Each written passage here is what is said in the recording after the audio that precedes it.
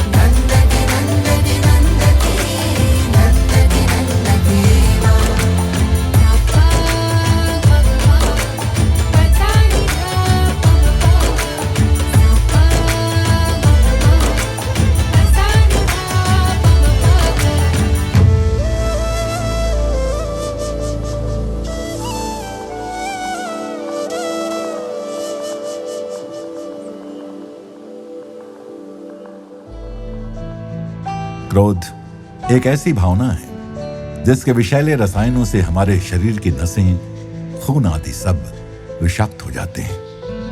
कहते हैं 3 मिनट के क्रोध का इतना हानिकारक प्रभाव होता है हमारी नसों पर, जिससे उबरने में शरीर को हफ्तों महीनों लग जाते हैं। क्रोध में कुछ समझ नहीं आता, मानो बुद्धि पर पर्दा पड़ गया हो। फिर यही क्रोध घृणा, द्वेष और दुख को जन्म देता है। हम कोई भी निर्णय ठीक से नहीं ले सकते, इसलिए क्रोध में ना तो कोई निर्णय लेना चाहिए और ना ही कुछ बोलना चाहिए। कोशिश करें कि क्रोध के समय उस स्थान से हट जाएं या चुप रह जाएं। अपने मंत्र का जप करें या 1 से 30 तक गिनें। लेकिन इस सब के लिए हमें क्रोध मुक्त होने की इच्छा और सजगता का होना आवश्यक है। प्रतिपक्ष भावना करने से धीरे धीरे मन शांत हो जाएगा और शांत मन विशेषकर एक साधक के लिए बड़ी संपत्ति है। अम्मा कहती हैं, क्रोध में हमारी आंखों, नासिकाओं, मुख, कानों और शरीर के रोम रोम से ऊर्जा का नाश होता है। साधना द्वारा कठिनाई से अर्जित की हुई ऊर्जा को केवल मनोनिग्रह द्वारा बचाया जा सकता है। अम्मा स्वयं हमारे सामने एक जीता जागता उदाहरण है। वो कभी किसी के कटु वचनों अथवा कर्मों से उद्विग्न नहीं होती। शांति का स्रोत दूसरों को भी शांति ही देता है।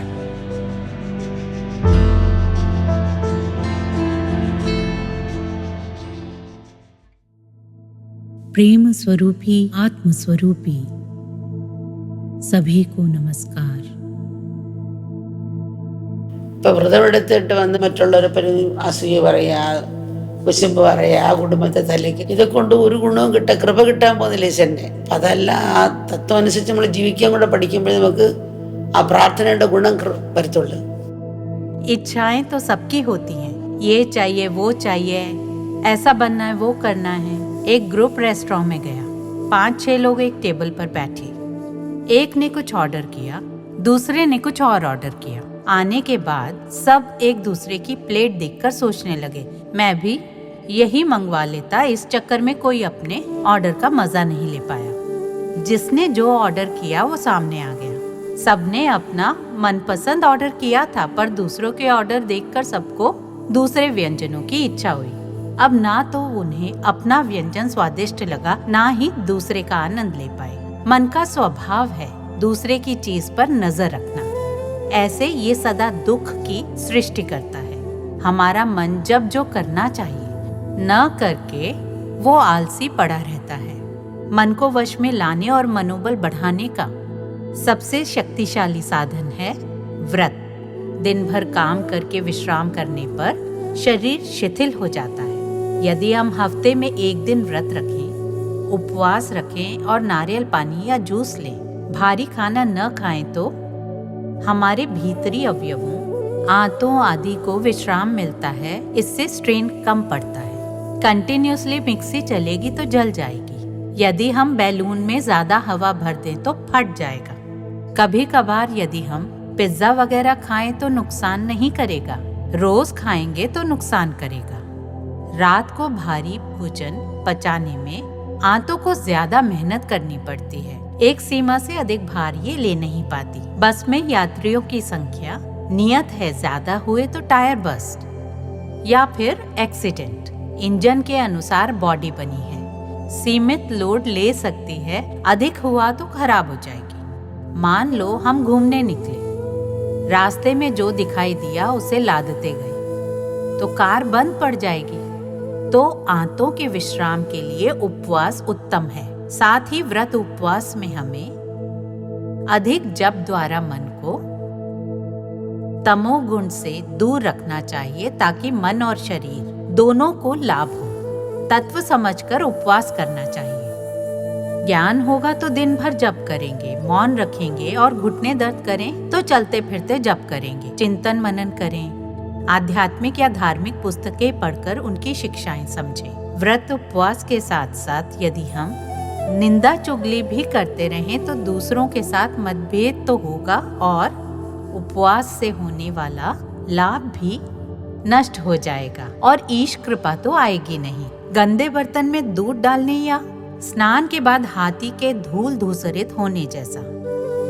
हम व्रत के तत्व अनुसार जीना सीख लें तो हम व्रत से पूर्ण लाभ ले पाएंगे। बरसों से प्रार्थना करके क्या पाया? 2 पल प्रार्थना की, फिर ये कर्म तो कैसा लाभ? स्वयं को कहते हैं भक्त। हर परिस्थिति में ईश्वर को पकड़े रखे, वो सच्चा भक्त। प्रहलाद ऐसा भक्त था, हनुमान भी। ऐसे सभी भक्तों का उद्धार हुआ। आध्यात्मिक पथगामी की विजय सर्वथा निश्चित है। लोग मंदिर जाते हैं, इच्छाओं शिकायतों की सूची दे आते हैं। ये तो भक्ति नहीं। जीभ का स्वाद छोड़ें तो हृदय का स्वाद जानेंगे। चीज जीभ से पार गई कि विविधता एकता में विलीन। इसी स्वाद के चलते घरों में कलह होती है। भोजन टेबल पर आते ही पति भोजन की निंदा करने लगता है। कलह क्लेश होता है। सास और बहू का झगड़ा भी होता है। नमक ज्यादा या कम हो गया, इतनी सी बात पर शादियां टूट जाती हैं। हो जाता है मानकर हम आगे बढ़ सकते हैं। अक्सर मनुष्य स्वाद के पीछे जाता है, उसकी रसना, आंखों और कान का स्वाद, ऐसे भटकता है उसका मन। ये सब मन का वेश्यापन है, इसीलिए अनुशासन आवश्यक है। व्रत आदि का उद्देश्य ही है मन का संयम। हम अपना प्रिय टीवी शो देखना चाहें तो भले हम कई मनोरंजक कार्यक्रम देखते हों, पर उन सबको छोड़कर यही देखेंगे। ऐसा संयम मन पर हो। अगर एक परिवार में 5 लोग हों और एक टीवी, तो रिमोट कंट्रोल के लिए आपस में छीना झपटी होगी।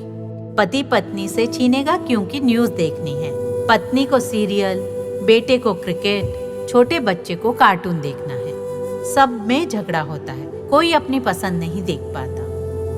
ऐसा है हमारा मन। जो आए उसे स्वीकार करें। अपने वचनों या दृष्टि से किसी को दुख ना पहुंचाएं। यही सच्ची भक्ति है, ज्ञान है और सच्ची प्रार्थना। सब में इस तत्वानुसार जीने योग्य मानसिकता हो। ये प्रार्थना सबको लाभ देगी। भावी जीवन में वे ईश कृपा से अच्छे आदर्श बने, ऐसी प्रार्थना।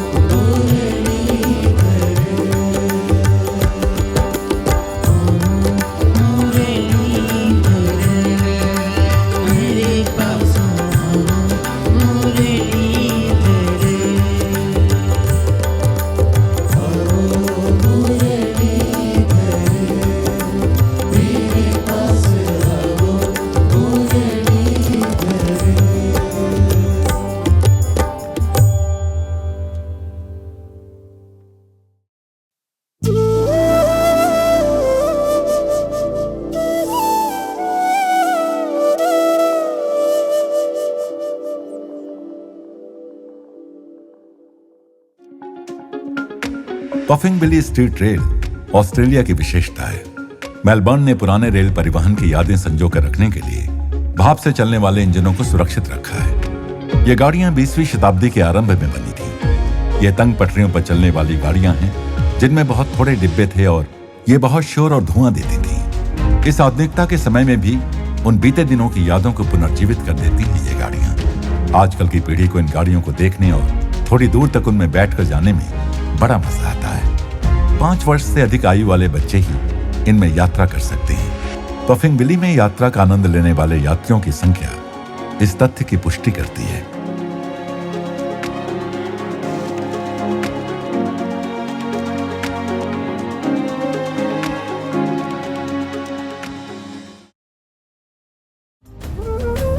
अम्मा का आगमन प्रभात के समय लैंडब्रुक्स पार्क सैंडाउन में हुआ।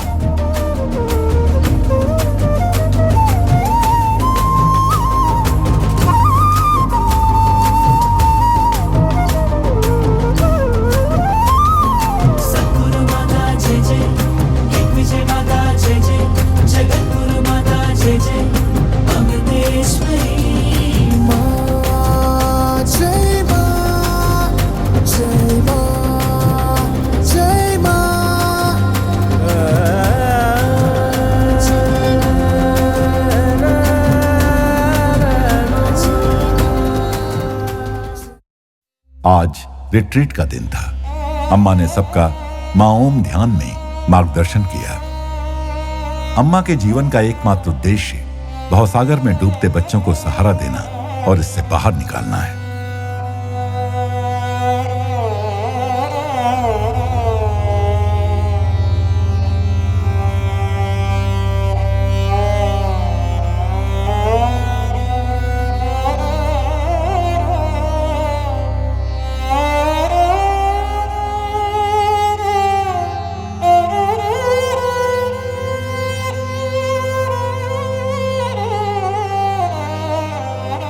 ध्यान के बाद अम्मा ने कुछ समय भक्तों के कुछ प्रश्नों का उत्तर देने के लिए रखा। एक बेटे ने अम्मा से पूछा, तत्वनिष्ठ होना कैसी अनुभूति है? जिसका अम्मा ने चिंतन परक उत्तर दिया, इसे शब्दों में कहना कठिन है, क्योंकि इस अवस्था में व्यक्तित्व रहता ही नहीं। किडनी या लिवर या कैंसर के रोगियों को एक सी दवा नहीं दे सकते। बिल्कुल वैसे ही सबके लिए एक आध्यात्मिक मार्ग या परामर्श अनुकूल नहीं होता। कुछ आईसीयू के रोगियों जैसे लोगों के लिए गुरु का शारीरिक सानिध्य आवश्यक होगा। ऐसे में कोई सोचे कि गुरु उस पर ज्यादा ध्यान दे रहे हैं, तो यही कहना होगा कि तत्वनिष्ठ गुरु को अपने स्तर से आंकना वैसा ही है जैसे नन्ही सी मछली सागर की विशालता नापने निकले। तत्वज्ञानी धैर्य, प्रेम एवं करुणा की मूरत होता है। जैसे 100 घड़ों में एक ही सूर्य प्रतिबिंबित होता है, वैसे एक ही आत्मा अनेकों मनों में प्रतिबिंबित होकर अनेक रूप भास रही है। इसलिए वे सबको आत्म रूप जानकर सबसे एक ही प्रकार का प्रेम कर सकते हैं। उन्हें इस चीज का बोध है कि वे ही वे हैं, उनसे अलग कुछ नहीं। वे ही सब कुछ हैं, सर्वस्व हैं। जो किसी शिष्य पर क्रोध करें तो उनके लिए नाटक है, जबकि देखने वाला सोचेगा कि गुरु को क्रोध कैसे आ सकता है। माँ बच्चे पर क्रोध करे तो उसका क्रोध मुखौटा मात्र होता है। गुरु का क्रोध जली हुई रस्सी जैसा होता है, जो बांध नहीं सकती। हम में समत्व, धैर्य, प्रेम, करुणा के साथ यदि शास्त्र ज्ञान होगा, तभी हम तत्वज्ञानी गुरु को शायद कुछ समझ पाएं। एक अन्य भक्त ने पूछा, Amma, since I was young, I've yearned for the expansion of consciousness. अम्मा, क्या जागरूकता हमें आत्मज्ञान की ओर ले जाती है? शरीर हमारी सृष्टि है, आत्मा अनंत है और ठसाठस भरी है। जैसे उबलता दूध बर्तन में उफन कर बाहर फैल जाता है, उसी प्रकार मन को भी तत्व ज्ञान के चक्षुओं से देखकर तत्वज्ञान को ही व्यक्त करना चाहिए हमें। तत्वज्ञान अर्थात सबको एक समान देखना, यानी बोध। इस ज्ञान को बोध कह सकते हैं। ये रात के अंधकार को मिटाने वाले प्रकाश जैसा है। उस प्रकाश में हम रस्सी को सर्प या सर्प को रस्सी मानने की गलती नहीं करेंगे। उसी प्रकार हम तत्व ज्ञान के बोध में वस्तुओं को वैसा देख पाएंगे जैसी वे हैं। जिस प्रकार प्रकाश बल्ब से प्रकट होता है, तत्व ज्ञान का प्राकट्य भी एक शरीर के माध्यम से संभव है। आत्मा अनंत है, किसी वस्तु तक सीमित नहीं। बीज से ही वृक्ष की उत्पत्ति होती है। तने से फूल, फूल से फल और फलों से पत्ते बनते हैं। किंतु उसी बीज से उत्पन्न हुआ एक पत्ता दूसरे पत्ते जैसा नहीं होता। यद्यपि वे भिन्न हैं, पर उनके स्रोत को देखें तो वे एक ही हैं। इसी प्रकार तत्वज्ञानी विविधता के पीछे छिपी एकता को देखता है। जब आत्म बढ़ जाता है तो व्यक्ति को ये बोध होता है कि वो शरीर नहीं है। उसकी स्थिति पानी में तैरती नाव जैसी होती है। पानी नाव में नहीं जाता। पानी नाव में चला भी जाए तो वो डूबेगी नहीं। जागृत व्यक्ति जगत में रहता है, किंतु जगत से अनासक्त, अलिप्त रहता है। अम्मा ने सब उपस्थित भक्तों को प्रसाद वितरित किया। अम्मा अपने भक्तों को अपने बच्चों की तरह भोजन खिलाती हैं। वो उनके साथ ऐसा अटूट बंधन बना लेती हैं जो उन्हें आध्यात्मिकता को साप्ताहिक कार्यक्रम की सोच तक सीमित नहीं रखता, बल्कि उनके जीवन को आध्यात्मिक रंग में रंग देता है और वे अपने सभी कर्मों में खाने, कार्य करने से लेकर पूजा उपासना तक याद रखते हैं। इसके बाद अम्मा ने आइसक्रीम और पापड़ का मिश्रण बनाकर सबको वितरित किया।